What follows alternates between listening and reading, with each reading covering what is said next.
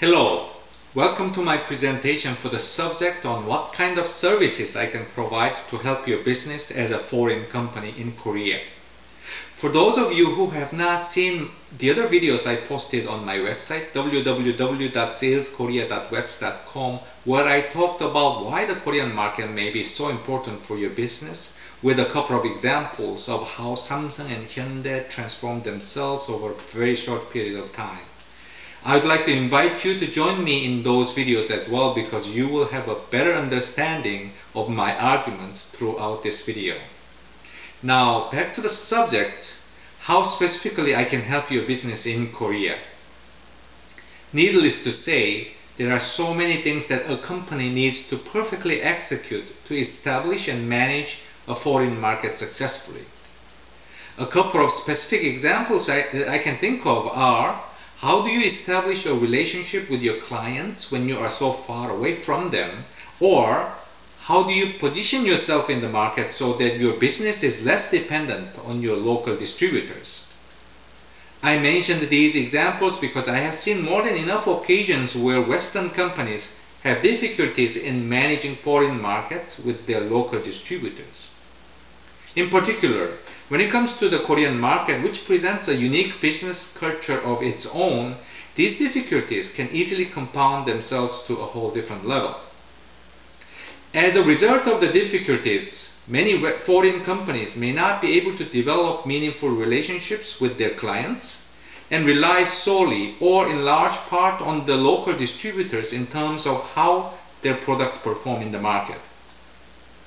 The problem with this structure, in that a foreign company relies too much on local distributors, is that the performance of your business may not match with the quality of the products and services you offer, unless you have such a dominant product in the market so that both the clients and your local distributors have no interest in pursuing other options out there.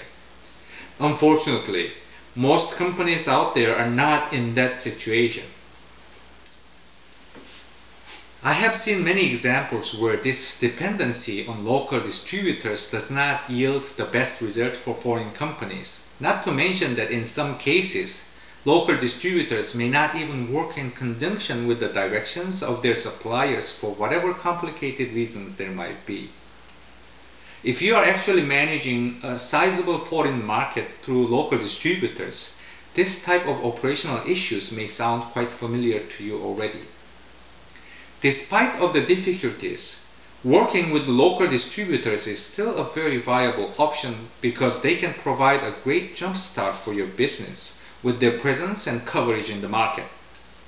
So, how do you select good local distributors so that you deal with as little problem as possible is a key challenge for a lot of Western businesses out there. Although I highlighted the difficulties in working with local distributors earlier, it should be also noted that there are many Western businesses who are happy with how things work out with their local distributors. So the question is, how do you minimize the drawbacks and maximize the advantages of working with them? This may not be an easy task for a small to medium-sized company who may offer competitive products internationally, but they may not necessarily have enough resources to utilize or enough experiences to tackle this very important task well. Having said all of the above, here are some of the examples of the services I can offer. Number one, find the right local distributors who can offer good technical and administrative staff so that the products and services of the foreign company can establish themselves as quickly as possible in the market. Evaluating who is a good distributor and who is not is definitely not an easy task. But with my extensive experiences working with local distributors, I have developed a list of criteria and credentials that can be used to select the good from the bad. Number two, implement a tool to develop Western companies analyze and understand the market and customer activities on the basis of its day-to-day operations, rather than relying on periodic updates provided by the local distributors, if they do. Throughout my career in international sales, I have also developed a tool to help Western companies to analyze and understand the market from their head offices on the basis of their day-to-day operations with their local distributors. Implementing this tool to serve its purpose is a part of the essential services I offer. I'm confident that a lot of companies who face difficulties in understanding a local market and its customers will benefit tremendously from this tool. 3. Implement proper business protocols to ensure the company's interests in the market are well protected by the distributors on the basis of continuous operations. I would like to elaborate a little more on the business protocols I just mentioned because I feel this is a critical part of the success formula for a local market management. Having worked in two very different business worlds in Korea and North America in the last 18 years, I understand very well the unique business culture Korean companies present to Western companies. This uniqueness can certainly be translated into creating great opportunities for Western companies, but it can also present significant issues and challenges to the foreign companies. In order to manage the Korean market successfully, foreign companies would have to work through the unique local culture.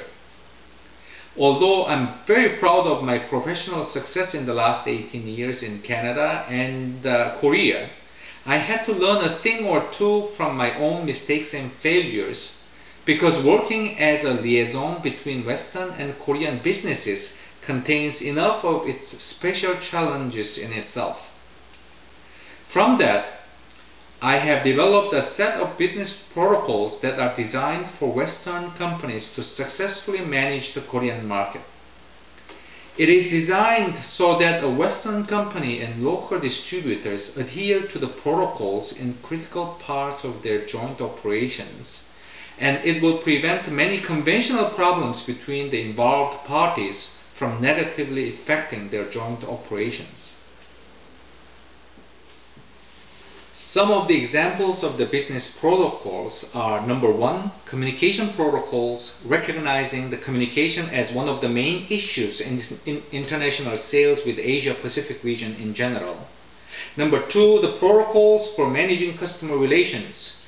Number 3, the protocols of identifying target industry segments as well as target companies. I have many more segments of the protocols which I'll be happy to discuss with your company at any time. With this tool, a Western company will realize that they can manage the Korean market along with their distributors or even with their own personnel in their branch offices much more effectively. In closing this video, I would like to reassure you that my services will make a great deal of impact on how you run your business in Korea. With the exceptional vision and highly respected style of executions I have demonstrated throughout my career, your company will have equally exceptional success in the market. So please contact me through my website www.saleskorea.webs.com to discuss how we can write a success story together for your business. Thank you for watching this video.